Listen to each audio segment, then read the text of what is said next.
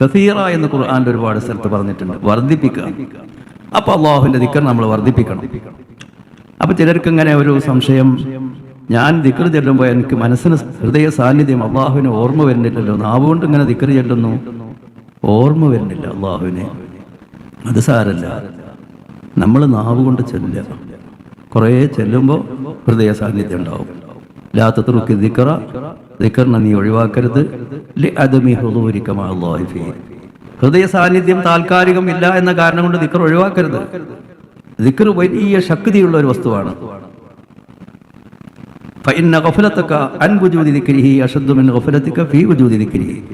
ദിക്ർ ചൊല്ലുമ്പോൾ ശ്രദ്ധയില്ലായ്മ എന്ന് പറയുന്നത് അതൊരു താഴ്ന്ന ഒരു പണി തന്നെയാണത്. പക്ഷെ അതിനേക്കാൾ ഗൗരവമുള്ള ഏറ്റവും മോശമായതാണ് തീരെ ദിക്ർ ചൊല്ലാതിരിക്കുക. അത് വിചാരിച്ച് ദിക്ർ ഒഴിവാക്കുക. അപ്പൊ ഇവന് നാവുകൊണ്ടുമില്ല മനസ്സുകൊണ്ടുമില്ല.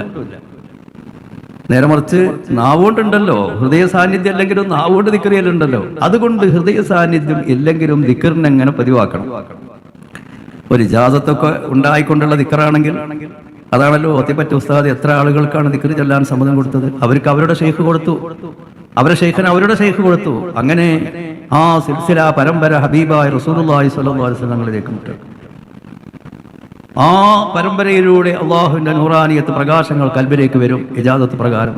അതിന്റെ ഒരു പ്രത്യേകത അതാണ്.